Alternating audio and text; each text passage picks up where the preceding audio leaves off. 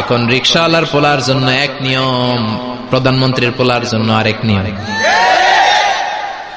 কুলিওয়ালা ঠেলাওয়ালার জন্য এক নিয়ম, প্রেসিডেন্টের মেয়ের জন্য আরেক নিয়ম। জোরে বলেন ঠিক কিনা?